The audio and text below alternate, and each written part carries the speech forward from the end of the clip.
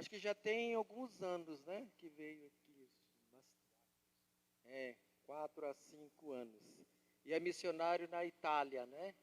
Muito bem. E está com a sua esposa, Daniele.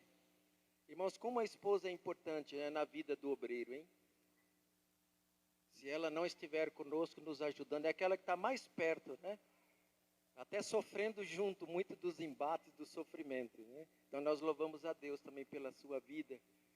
E nesse momento desejamos que Deus possa trazer a sua mensagem, né, através da sua vida para nós, possamos compreender. E nós continuemos a orar por ele, por outros missionários, que não tem sido fácil, irmãos, nos últimos dias, trazer a palavra, trazer a mensagem de salvação em Cristo. Não tem sido fácil, mas Deus tem sustentado, né? Então nós vamos orar nesse momento. Soberano Deus, somos gratos por esta oportunidade tão maravilhosa de ter aqui, ó Deus, conosco, pastor Cleverson. Agradecemos a Deus, a sua esposa, a Daniele, que está conosco também, ó Deus.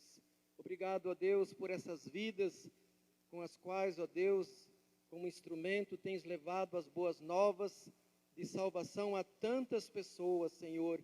Nós pedimos a continuação do teu sustento, do teu fortalecimento sobre a vida deles, ó Deus, e de outros missionários, e que a mensagem seja sempre clara, ó Deus, aos nossos corações, e possamos, ó Deus, cada um que ouvir, ó Deus, ser tocado, ser moldado pelo Espírito Santo para colocar em prática no dia a dia, Senhor. Ó Deus, continue a sustentá-los. E assim também pedimos nesse momento pelas crianças, ó Deus. Abençoe-as, ó Deus. Cuida delas, das irmãs que ficarão com elas. Nós, ó Deus, agradecemos pela presença delas aqui entre nós. Que o seu desenvolvimento, ó Deus, seja com base, ó Deus, na tua palavra, com esta boa estrutura e de sabedoria, em nome de Jesus. Amém, Senhor. Amém.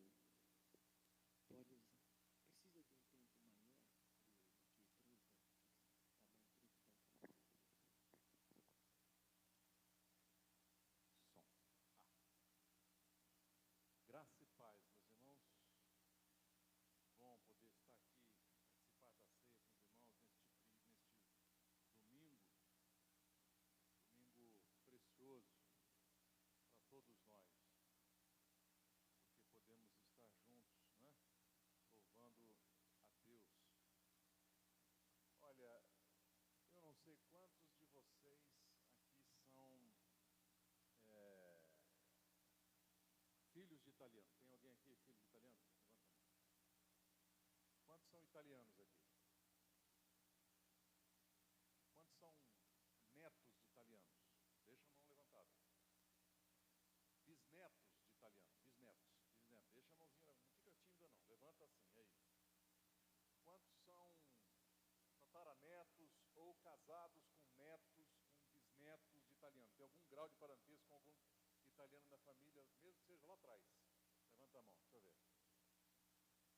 Olha aí, algumas pessoas. Quem quer ser italiano? Pode baixar a mão, pode baixar a mão. Às vezes as pessoas querem, né? Mas olha, eu vou dizer uma coisa para vocês. São 35 milhões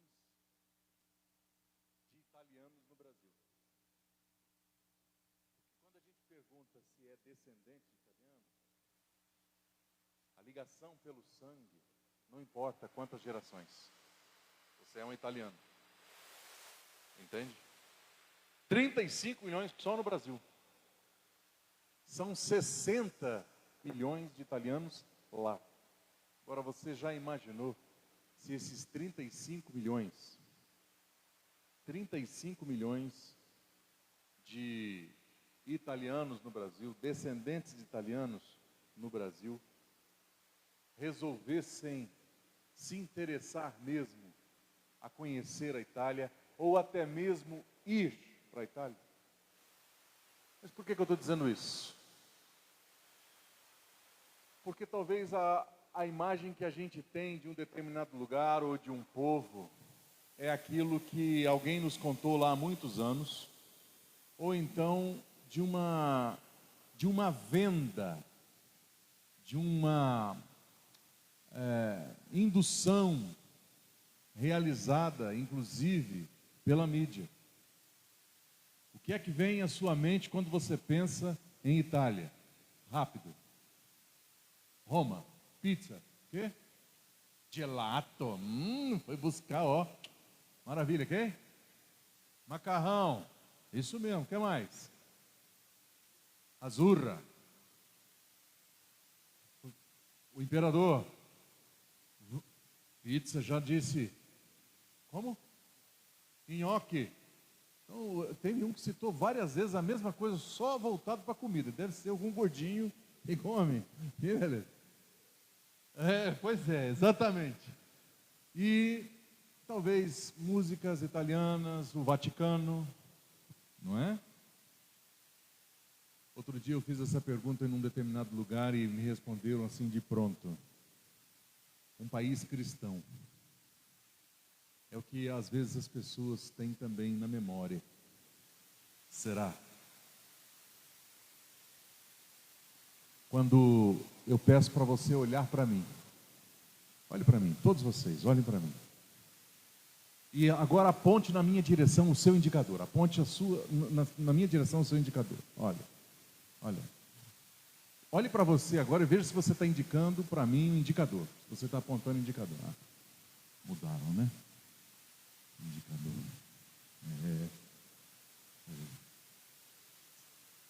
O que vem à sua mente quando alguém fala sobre missões mundiais? O que primeiro vem à sua mente quando você pensa em missões mundiais? Que povo vem na sua memória? Que lugar que você fecha os olhos e fala assim, missões mundiais, eu penso em tal povo?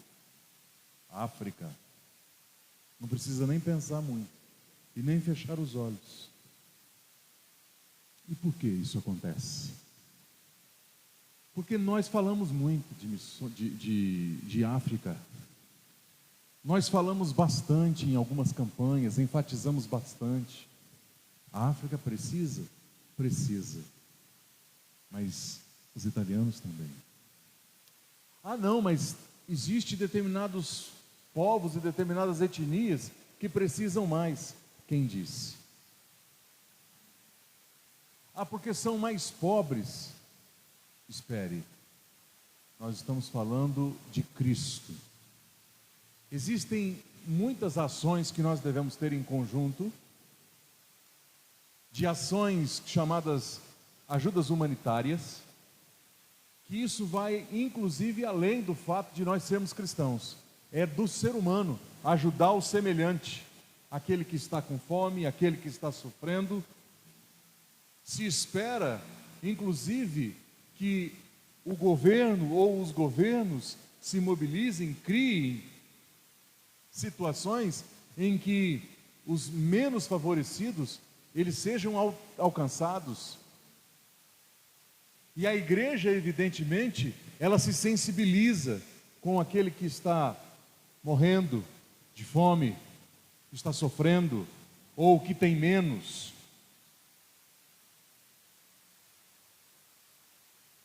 Mas missões não é só isso. O que nós precisamos pensar muitas vezes é ter uma amplitude da compreensão do que é a obra de missões no mundo. A Bíblia diz que todos pecaram: os africanos, os asiáticos, os sul-americanos, os americanos, os europeus. E quando nós pensamos em programas, ou em auxílio, em ajuda humanitária,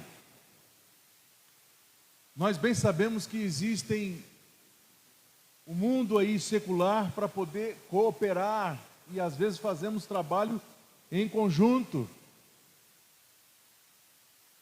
Mas a obra de evangelização não compete a governo nenhum.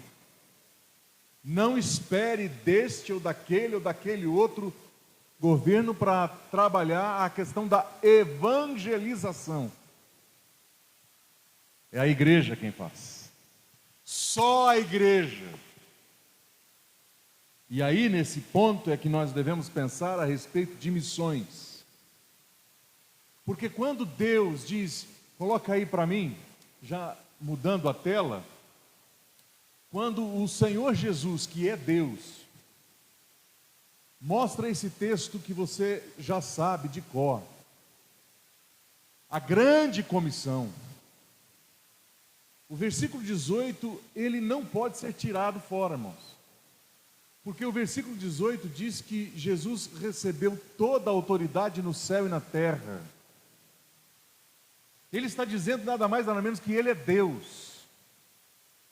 Porque só Deus tem todo o poder, toda a autoridade, não parte.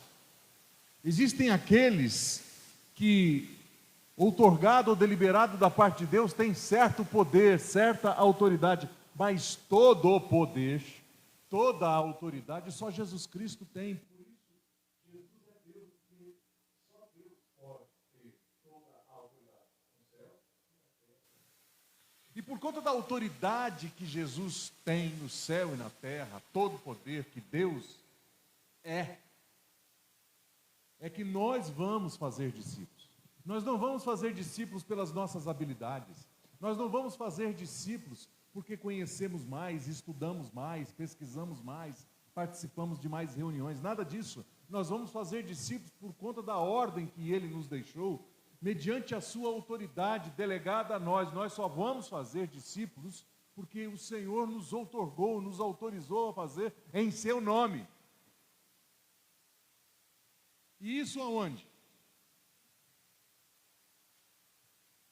Na África? Sim. Mas não só lá.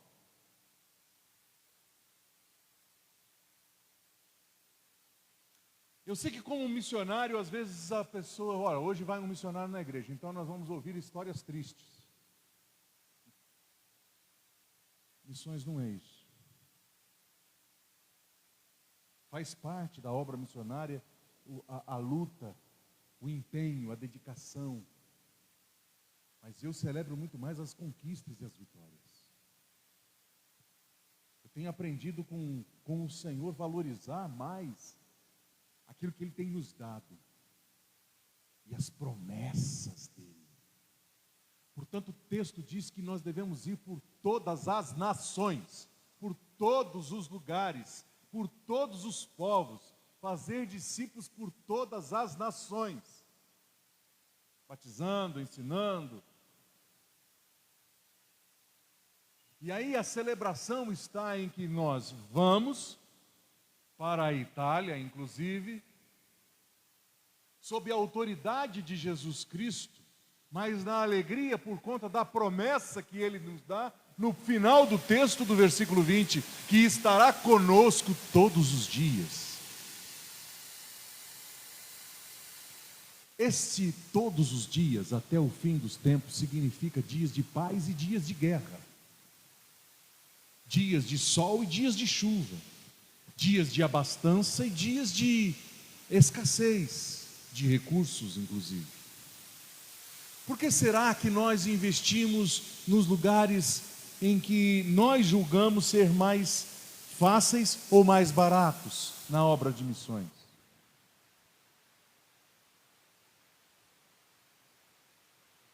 O Senhor não mandou que nós fôssemos e focássemos nos lugares mais fáceis e nos lugares mais baratos.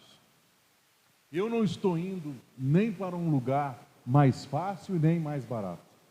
Não é brincadeira você sustentar com suas orações e com o recurso missionários que estão na Europa.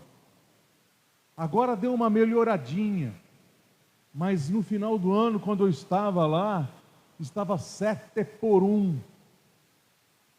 Imagine você ganhando 7 vezes menos do que você tem hoje para viver. Dia a dia, não é só um mês, dia a dia.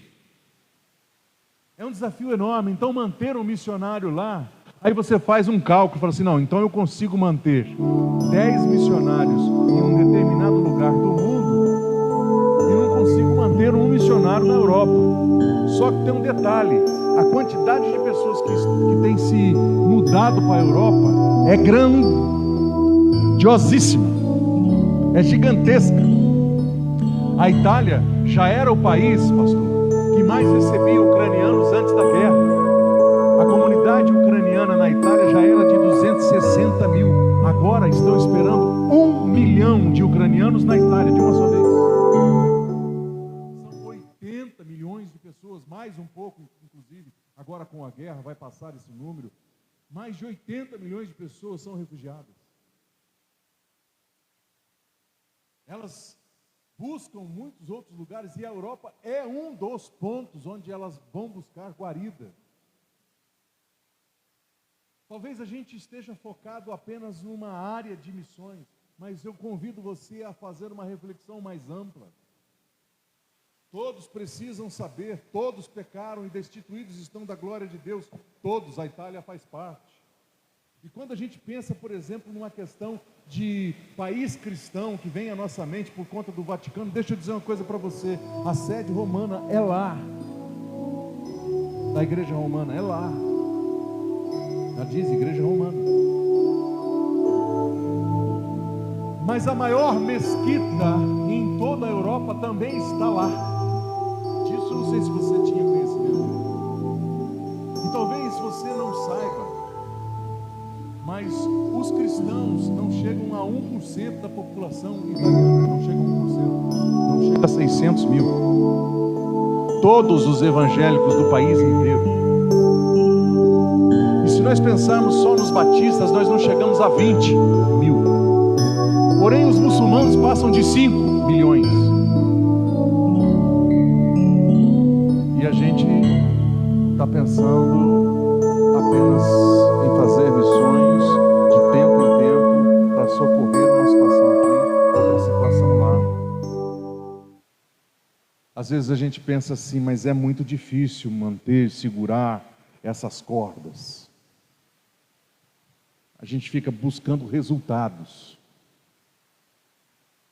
A gente fica esperando que milhares e milhares de pessoas, porque é gostoso você ver batismo de milhares de pessoas, é ou não é?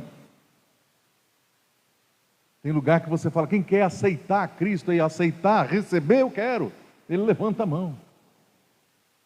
Mas se você fala assim, quem quer dar o seu coração, dá, eu não quero, eu quero receber. Muda-se o jeito da mensagem. Agora, tem lugar que você não consegue nem mesmo ao nativo falar, o coração do italiano está endurecendo cada vez mais. Deixa eu dizer uma coisa para vocês, essa ideia de ser um país cristão, ela é muito falha. Nós precisamos ter um conhecimento maior. Você sabia, nós somos uma igreja batista, somos uma igreja batista. Qual é a nossa herança? Nós somos uma igreja histórica, já fruto do movimento da reforma protestante que aconteceu onde? Na Europa. Às vezes a gente esquece disso. Então nós somos eclesiasticamente formados da Europa para a América, da América para cá. Correto? Às vezes a gente não se lembra. Só que uma coisa que talvez você não saiba é que na Itália não houve reforma protestante porque o país não permitiu. Enquanto o Brasil vinha sendo descoberto no século XVI e início do século XVI, a primeira metade do século XVI, então na cidade de Trento, no norte da Itália, joga para frente aí, André, por favor, você vai ver isso. Joga mais um, porque aí eu vou falando, vocês vão lendo, já está escrito ali. Esse mapa da Itália são as cores, né, da bandeira, e você percebe aí esse vermelho, e quanto mais forte o vermelho, significa montanhas mais altas, são os Alpes. Então perceba que todo o país tem cadeia montanhosa. A parte verde é a parte que eu gosto, por razões muito óbvias, é evidente. Esta parte de planície reúne cidades como Torino, Milão, Pádua, Veneza, Bolonha, Módena, Parma, Monza, Brescia, Bérgamo, Verona, já falei, tantas outras, Treviso, todas essas cidades, Udine, Trieste, são cidades fortíssimas. Isso reúne mais de 20 milhões de pessoas. E neste contexto, meus irmãos, ali, um pouquinho já, quase chegando nas montanhas ali, a cidade de Trento, no início mais íngreme, a cidade de Trento no norte, é onde aconteceu o concílio, em 1542 a 1546. Eu estive lá, visitei o castelo onde foi realizado o concílio durante aquele período. O concílio romano não aconteceu em um dia, levaram-se 4 anos para definir que os cristãos evangélicos não entrariam na Itália, não tiveram êxito, não brotaram reformadores, como na Alemanha, na Inglaterra, na França, na Irlanda, na Holanda, não foi permitido, pastor. E ali naquele concílio, durante aqueles anos, eles instituíram que a Bíblia teria mais 6 novos livros. Foi lá, você sabia? Quando você fala com uma pessoa católica aqui no Brasil, e ela vai pegar uma Bíblia dela, ou vai buscar a Bíblia de sei lá de quem, e vai perguntar para você, mas a sua Bíblia é diferente da minha. Por conta do concílio que aconteceu em 1542 a 1546, em Trento, na Itália, onde eles colocaram 6 livros apócrifos, são livros históricos, mas porque até ali a Bíblia era a mesma, 66 livros, agora colocaram mais 6. E isso gera confusão na vida da mente e na mente das pessoas até hoje. Foi ali na Itália. Você deve estar vendo aí um dado, por exemplo, de que 24% são praticantes católicos, mas isso mais perto de Roma e mais perto do sul, de Nápoles, ou lá para baixo, na Sicília. Para o norte esse número não é assim, ele é menor, mas mesmo assim, sendo 24, é pouco para quando você pensou num país cristão. Vai ver o número de cristãos hoje no Brasil. Só de evangélico já bate. Entende o que eu estou falando? Quando nós pensamos, por exemplo, meus irmãos, em um pastor, pastor Adolfo, um pastor para cada 380 mil pessoas. Imagina o irmão liderando uma igreja de 380 mil. O irmão não dorme. Lidera uma semana, depois morre, porque não aguenta. No primeiro a gente enche os olhos, né? Fala, uau, 380 mil. Mas morre, não dá conta, só para atender os líderes, já era. Isso eu quero dizer para vocês, a carência. Há uma igreja para cada 60 mil em toda a Itália. Se nós pegarmos o norte, esse número é maior. Entende o que eu estou dizendo? Mas nós não fazemos missões porque as pessoas estão morrendo, porque as pessoas estão cegas espiritualmente. Nós não fazemos missões porque as pessoas estão indo para o inferno. Nós não fazemos missões, meus irmãos, porque a pessoa está com fome. Nós não fazemos missões por essas coisas, ainda que sejam razoáveis, justas inclusive. Mas nós fazemos missões porque há uma ordem da parte do nosso dono, que chama Jesus Cristo. Ele nos mandou ir fazer discípulos por todas as nações. Então a obra missionária já é a última palavra de Jesus quando ele encontra com os seus discípulos. E em Atos capítulo 1, versículo 8, o texto também está ali, e o texto que você conhece, são as últimas mensagens que Jesus dá. Vocês serão minhas testemunhas, aqui em Jerusalém, na Samaria, na Judéia e até os confins da terra. Isso significa todos os lugares. A ideia e o conceito são todos os povos, todas as etnias. E o que significa ser testemunha, ser mensageiro? O que um mensageiro faz? Ele apresenta a mensagem, qual? A de boas novas. E qual é a mensagem? É a região do meu avô. E ali, quando colocava as compras do mercado, eu estava ensacolando, conversava com a pessoa do caixa. E eu penso, bom, eu vou fazer uma pergunta para ela. Eu perguntei para ela, eu posso te desejar um Feliz Natal? E ela disse não. É chocante isso. Eu falei, o que eu posso dizer para você num período desse? Numa época dessa? E ela disse, Você pode dizer boas festas. Então eu disse para ela boas festas. Eu saio dali com a minha esposa e andando pela cidade, cidades lindas, maravilhosas. Para mim, a Itália é o país mais bonito do mundo. Conheço vários, pela graça de Deus, mas a Itália tem minhas razões para dizer que é o país mais bonito do mundo. Mas não é porque é o país mais bonito do mundo que eu estou indo por uma ordem. Porém, é triste. 2 anos antes, nós estávamos em Turim, no norte da Itália. Antes de sair do hotel e ir para Vigevano, onde está um missionário também dos irmãos. Eu conversando com o atendente e ao fechar a conta, eu falo de propósito uma única frase, aproveitando que ele estava sorrindo, eu disse: feliz ano novo para você. Deus abençoe a sua vida e a sua família. E ele fechou o seu semblante, mudou a expressão, voltou-se para a tela do computador, começou ali esperando ele retornar. Ele não olhou mais para mim. Eu pego minha mala, saio dali, entro no carro, vou para Vigevano, falo com o missionário, pergunto por que aquele homem fez isso comigo, Marteleta. E ele disse: Cleverson, quando você disse para ele, Deus te abençoe, e ele entendeu aquilo como uma agressão. Ele recebeu aquilo como uma ofensa. É como se você tivesse querendo descer a sua fé goela abaixo sobre ele. Ele não quer isso. A impressão que a gente tem, meus irmãos, é de que aquele país não conhece a Cristo como nós lemos nas Escrituras. Apenas uma comunidade no tempo paulino recebeu, mas ela não prosperou para outras partes, porque aquilo que está instaurado lá durante muito tempo mostra apenas uma face do Evangelho, que aquilo, as pessoas que moram lá ou são de lá não querem. Então nós precisamos romper essa estrutura, nós precisamos ultrapassar com muita oração, com muita dedicação, com muita insistência e convicção da parte de Deus que o Senhor nos quer lá.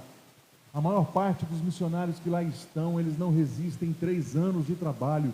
Lá os satanistas trabalham orando o tempo todo para que todos os missionários que para lá vão caiam e recuem, saiam da Itália, todos sejam removidos. Esta é a oração dos satanistas. Então o inferno tem tido êxito, porque a igreja está olhando de repente apenas por uma fresta. A igreja não percebe a luta e a batalha silenciosa que se trava. Não cai raio, não abre mais o mar, não precisa. As coisas estão acontecendo e as pessoas estão dizendo: deixa caminhar, deixa ser. E se a gente não tomar conta, essa coisa de não falar mais Deus abençoe, e de não poder mais dizer Feliz Natal, isso vai acontecer nas escolas aqui já, porque talvez a gente só sinta quando é por nós, quando te belisca. Você sente dor quando te belisca? Quando você se belisca? Significa que você está vivo, mas a gente às vezes não percebe. Se a gente não sentir dor, se não for tocado, se um filho, se um neto seu chegar em casa e falar: vovô, papai, mamãe, eu ouvi na escola que a gente não pode mais falar Feliz Páscoa, porque o meu amiguinho, ele não crê do jeito que eu creio, e eu tenho que respeitar. Eu não posso dar Feliz Natal porque ele não crê em Deus, ou o Deus dele é outra coisa. Essas coisas já acontecem, né? As igrejas lá, a média de 45 membros, 2 batismos por ano. Nós não estamos falando no período de pandemia, nós estamos falando antes. Deus tem nos chamado para lá. Tem vários dados que aí estão. Você pode jogar mais uma tela para frente, por favor? Mais uma. Existe intolerância, frieza, indiferença, opressão naquele lugar. Quando a gente vai para um determinado lugar, a gente arruma as malas e vai para uma companhia aérea, ou então para uma companhia de viagem, a gente gente vai com um olhar turístico, é tudo diferente. Dá vontade de ir lá morar, assim, ai que legal esse lugar aqui. Até no deserto, quando você vai a passeio, ai que lugar lindo, maravilhoso. Mas quando a gente vai em missão, a coisa é um pouco diferente. Você já sente o cheiro. Eu sinto o cheiro quando chego em Roma. Eu sinto o cheiro quando chego em Jerusalém. Tem uma coisa diferente quando você vai em missão, entende? Você tem que estar conectado com Deus para você perceber uma movimentação do lugar, as coisas que são do ambiente. Meus irmãos, não é brincadeira, eu vou completar 50 anos de idade. São 23 anos de ministério pastoral, muita coisa nós construímos, relacionamento. Eu ando esse país falando de Cristo, indo de manhã estive numa igreja, à noite eu vou em outra. É assim o tempo todo, pastor. Relacionamentos que nós ampliamos, coisas que nós conquistamos. Nós vamos deixar tudo aqui. Nós vamos zerar para começar absolutamente do nada. Em um outro lugar, em um outro país, em uma outra cultura. Nossa passagem está marcada 23 de julho. Agora, 23 de julho. Se você quiser ir ao aeroporto, nos dar um abraço para dizer, olha, conte conosco. Eu contei hoje de manhã na igreja onde eu estava, eu preguei esses dias atrás na Igreja Batista da Liberdade, e contando essas coisas, quando eu saio à porta, uma senhora, ela chega para mim, e a hora que estava lá com os meus livros ali, ela passa por mim, ela olha nos meus olhos e diz assim, pastor, ela me chama de missionário, saiba que enquanto eu viver, todos os dias, eu vou orar por você. Você não tem noção o que isso significa para a gente. Você não entende, talvez, o que representa alguém dizer que vai orar por você todos os dias.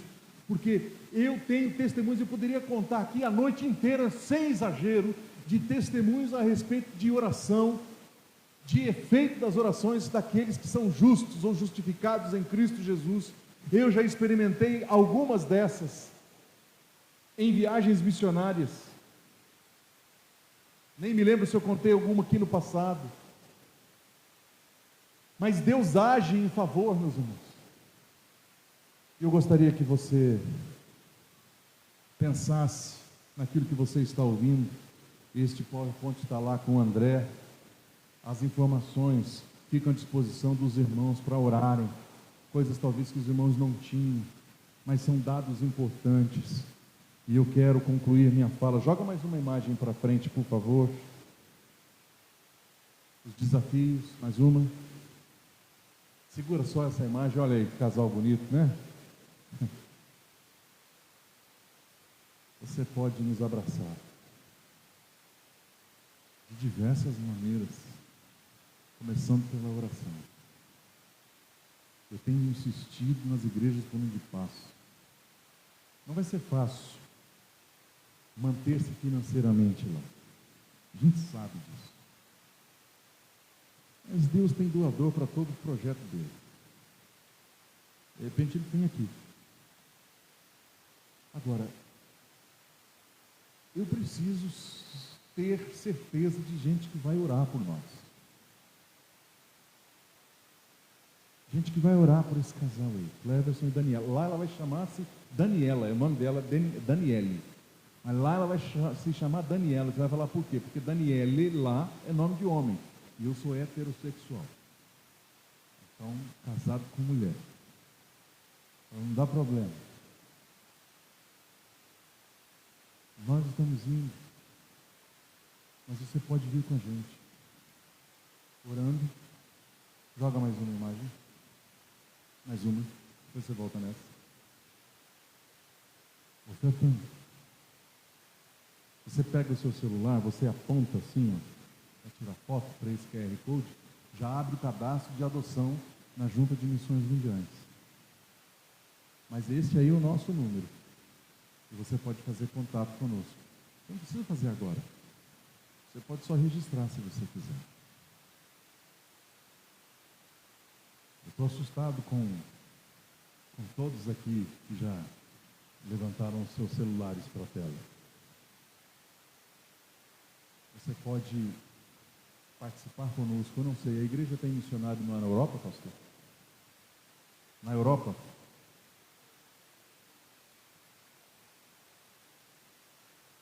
Não, na Europa. A igreja tem na Europa? Eis aqui um. Me apresento. Primeiro, ore. Eu sei que o pastor vai orar. Converse com sua liderança. Ah, mas é pouco. Não importa. A obra é dele. Eu preciso encontrar parceiros. Talvez eu os tenha aqui. Volte um slide antes. Eu achei que era o André que estava lá. Mudou agora, né? O time ali, né? Está mais forte. Mais pizza, né? Mais macarrão e tal. Esses são alvos de oração. Então. Se você quiser tirar uma foto para você saber como orar por nós. Esses são dados. Esses são desafios nossos. Queridos, nós necessitamos muito. Como eu disse, chegar aqui e contar histórias tristes para mexer com o seu coração, a gente sabe até como fazer. Mas para mim missões vai muito mais do que isso, do que a comoção, nem pela razão. Eu faço missões por ordem do meu dono. Eu poderia permanecer aqui tranquilo, fazendo o que eu estou fazendo todo domingo, todo tempo, tranquilo. Mas eu precisei passar por um infarto. Aliás, trouxe ali dois dos meus livros, para que você ao final quisesse se interessar e conhecer mais, eu estaria ali. Um deles retrata o aprendizado daqueles 13 dias sem saber se eu voltaria para casa. Eu não me arrependi naquele momento das coisas que eu fiz, porque os meus erros todos foram cancelados na cruz de Cristo. Mas eu me arrependia das coisas que eu deixei de fazer, daquelas que eu iniciei e não concluí, daquelas que eu falei, isso pode esperar, daquelas que eu pensava assim, isso vai ser mais para frente. A Itália era uma dessas coisas que gritava no meu peito enquanto eu gemia de dor.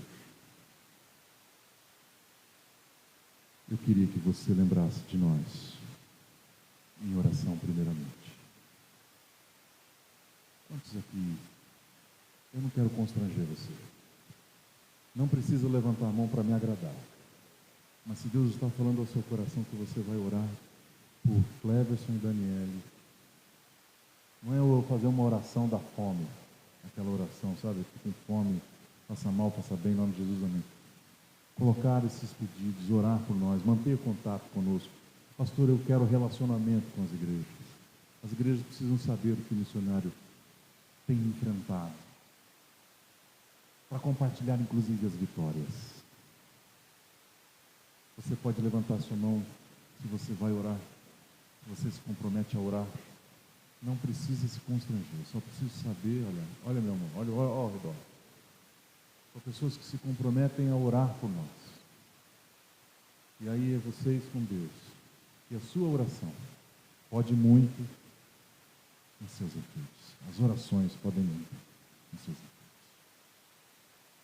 Pai Todo-Poderoso, em nome de Jesus, quero te agradecer pelo privilégio de vir aqui, de estar compartilhando algo que o Senhor colocou no nosso coração.